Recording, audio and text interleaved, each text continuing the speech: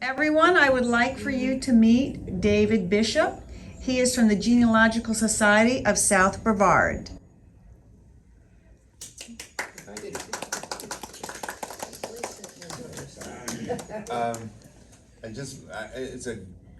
I love meeting with you guys. I think it's a great opportunity to share, an opportunity that you may have to share with stories that you have about your life and others. And even if you don't have children or grandchildren, you probably have nieces and nephews and such. I have an only child. He's 30. So far, no, he hasn't married anybody yet, and my line may stop right there. But I have nephews and nieces. I have cousins that have tons of kids, and they have kids and so forth.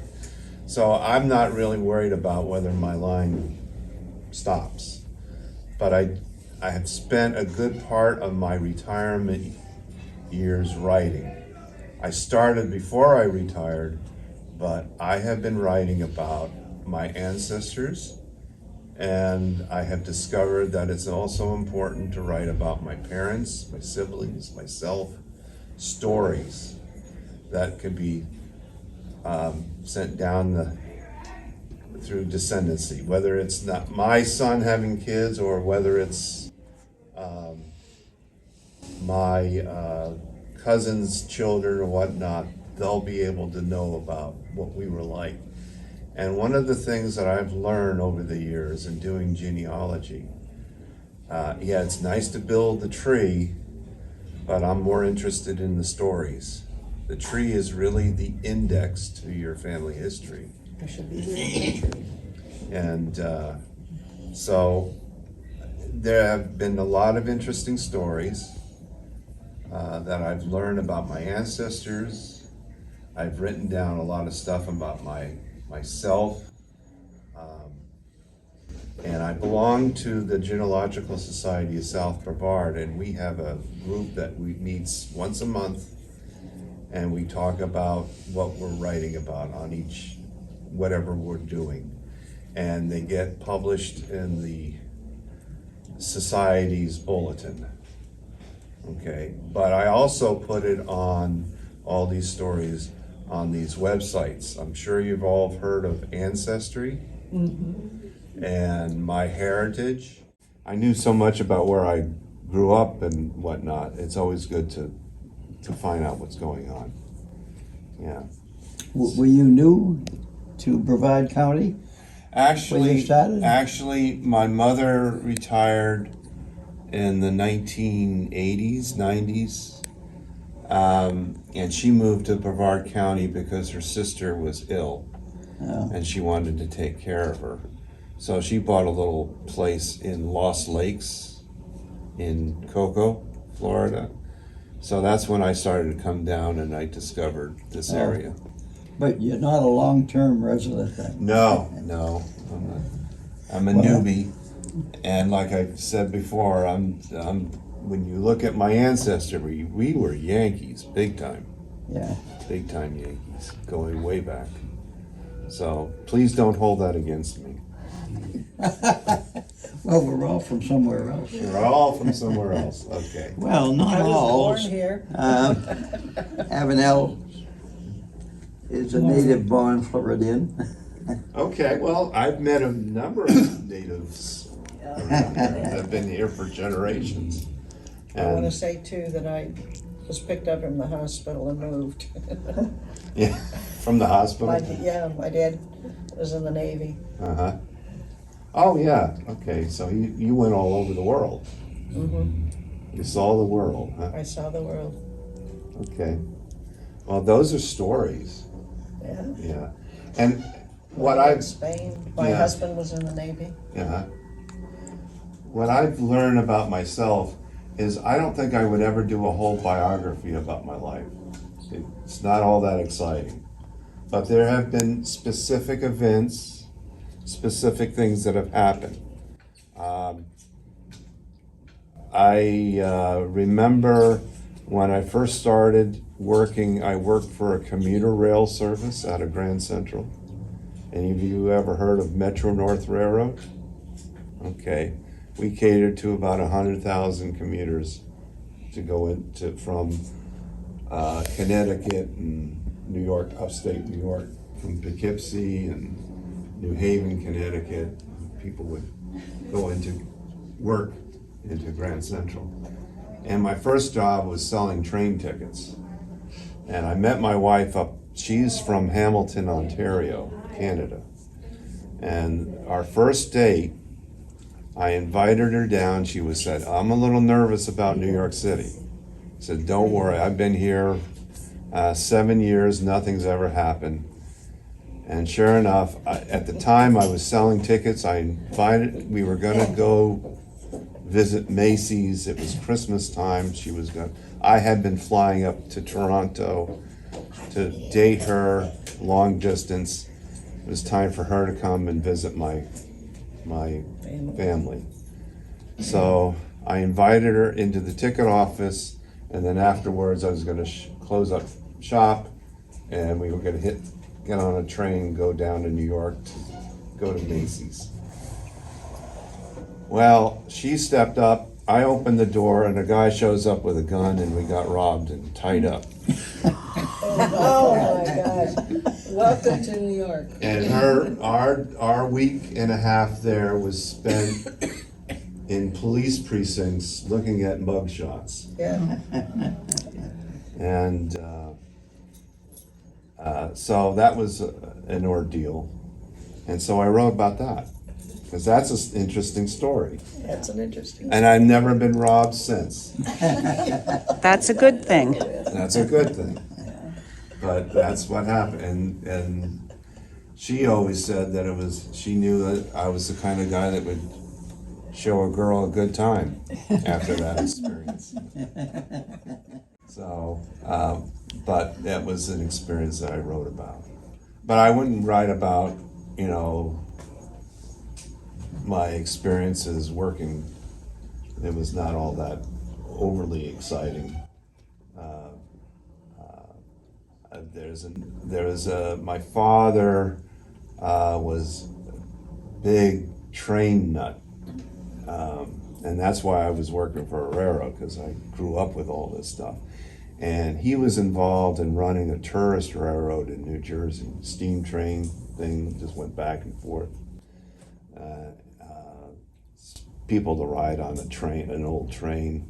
So I grew up there. So I wrote about growing up on this little tourist railroad. And that was sort of interesting, because that's different than what most people go through in their youth. And that's about it. I've written about my siblings, because one of the things that I've discovered, and I'm going to turn it over to you guys soon, is when I've written about my ancestors, I would say, I wish they would write things, have written things, a diary, or wrote down what they thought about certain things during the Civil War or whatever. And, I had to find this out through other sources, what they generally, which side that they were on, and general things. I know that I had an ancestor that was involved in a church that was a station for the Underground Railroad. So I kind of know, but I didn't know specifics on how they thought. These people did have their prejudices. You're talking about a family that had a major upset because a Presbyterian married a Methodist. And so you have all kinds of things going on that you can write about. I've used newspapers. We talked about newspapers.com, and you can go back into the 1800s and find articles on your ancestors, just simply by typing their names in, and they'll pop up, and you can look and kind of see what's going on.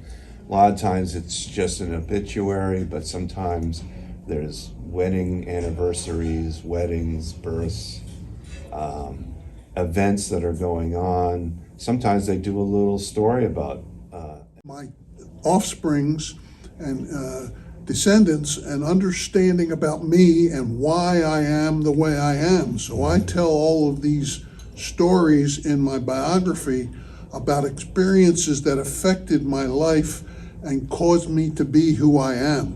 In other words, my personality and my demeanor and what have you has evolved over the years, and it's a result of tragic events, very happy events, combinations of those, and by reading this, hopefully they'll get a better understanding of who I am.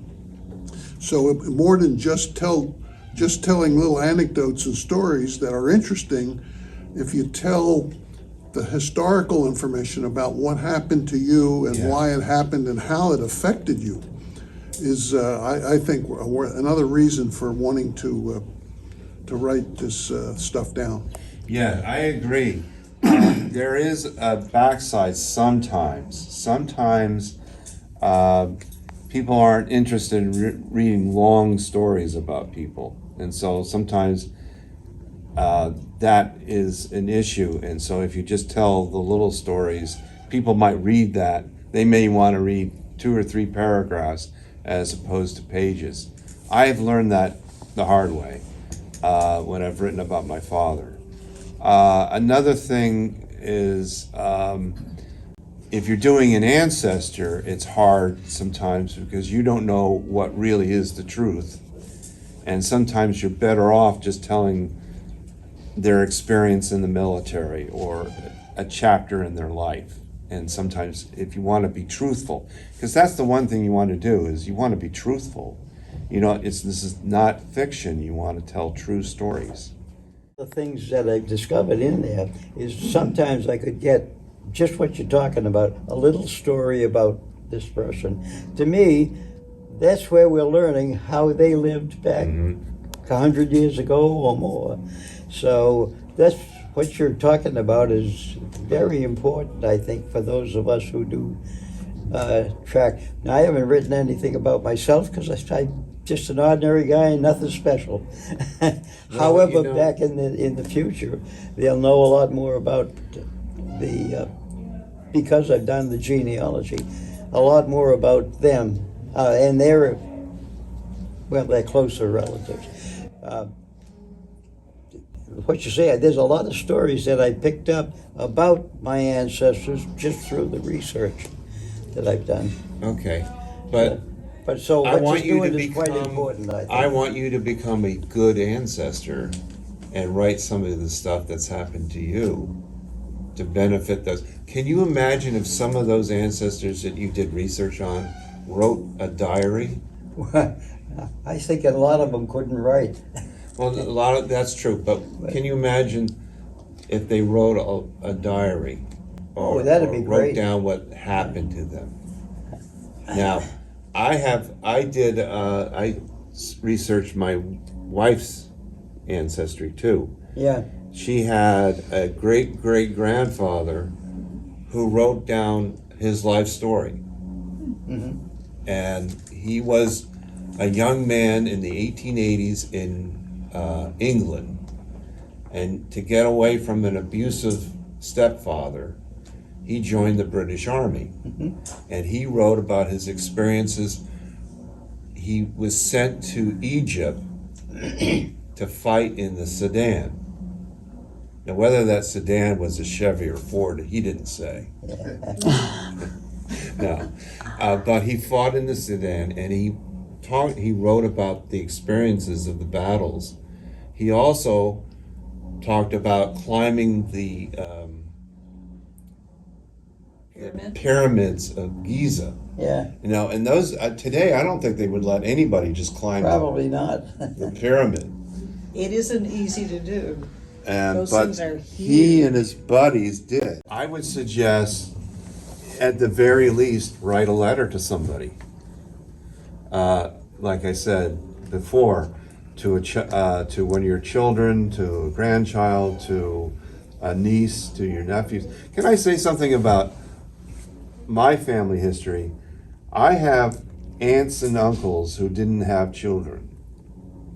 I have grand aunts and grand uncles who didn't have children. This is nothing new. And great grand aunts and grand uncles. Sometimes their stories are more interesting. We're all bogged down raising kids, and those are interesting stories. But sometimes they're getting involved. I had a great aunt who, it was during the Great Depression, and she did a lesson thing for people that lived in the area on how to get by on what you had. And her family, she lived on a farm. She had a spinning wheel from her grandmother, and she showed how you can get the most out of everything. She talked about meal. She had a big kitchen. She had ladies come over, and it was like a home economics class, but getting by with everything that you can possibly. And the newspaper published all this stuff back in the day, in the 1930s. So I was able to do a whole story on her. And it was a very interesting story. Adventures of Charlotte and Doug. Is this you? Wow. It was me. And you I have just want to make a couple comments on 4 daughters, my goodness. how I decided to do that. When I was married, I anticipated that my future would be very full of different things, very full, because I was in the Army and I anticipated traveling around a lot. So after talking with other people, I decided to make a different chapter in that book of one of the 34 houses I lived in. So that's how it's organized. Okay. It starts off with me being married, and then at the end it doesn't go into my military at all. It's just when my wife left us. So, but each chapter is and the way I remembered what was going to happen in each chapter, each house. Mm-hmm. I kept a paper bag alongside my desk, big paper bag from the shopping center. And whenever I got an idea about, oh, that'd be nice to keep and tell about when I organized the book, I wrote a note on my scrap of paper and threw it in the bag. So when I hired a lady to organize the thing, which I couldn't do, I brought the paper bag out, cleared the dining room table off, and dumped all the notes I had. One note was even on toilet paper. When I was sitting on the throne. Well, I said, first job we got to do is decide what's the duplicates here and what the holes are. And that's what we spent a lot of time doing before we even, and without her help, I could never have gotten that. Talking about, we all have experience or have known about it, so hearing a story like that, that's fun to me. Yeah, that's always fun. And I know quite a bit about Havanel's life because we sit and chat, and what do we talk about? Something that's happened in the past. To put it down, other people can enjoy it too. Now, Dave, what do you have there?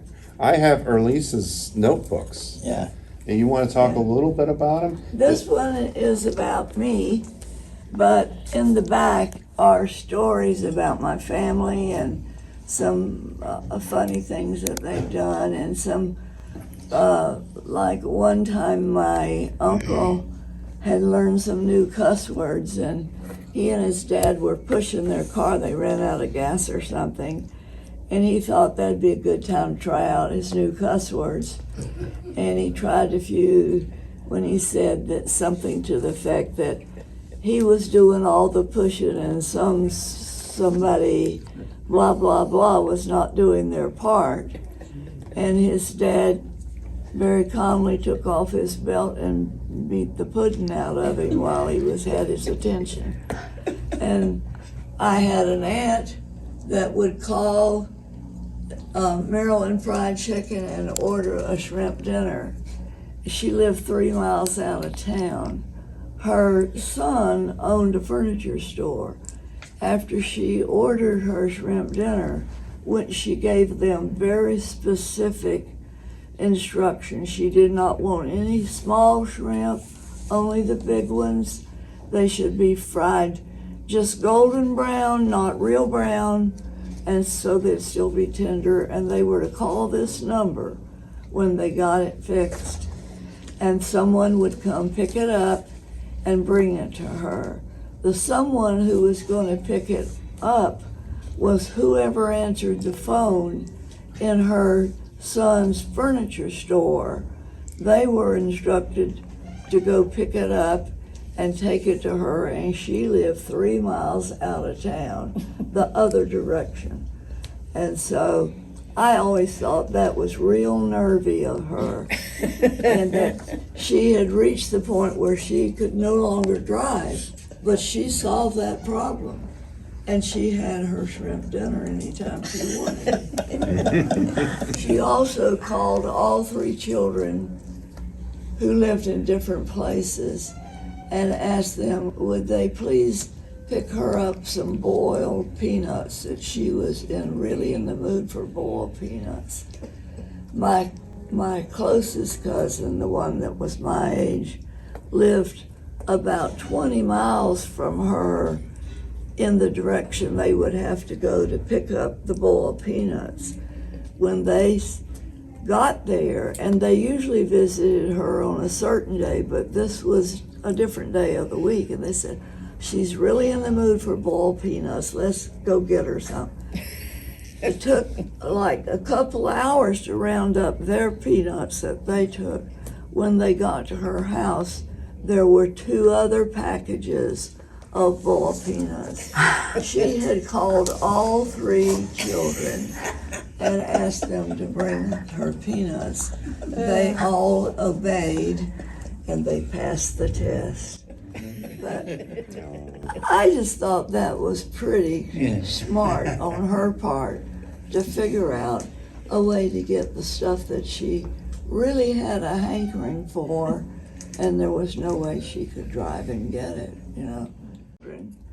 And last Christmas, I made copies of all the stories in Tom's book and all the stuff in his book. We sold rattlesnakes for book money one semester in college. We've done a lot of things. And I wrote that up and other things. Tom used to listen to the radio on the way home from school and come in and announce how many boy babies were born in the hospital and how many girl babies were born, because he would have liked to have had a little boy, but it didn't happen. And anyhow, I wrote all that stuff down. And he and a friend were going to climb up the Sentry Tower on the University of Florida one evening, and they hadn't finished building it yet, but they were just going to check it out. And so they were climbing up, and then one of them said, you think we ought to strike a match and kind of look around?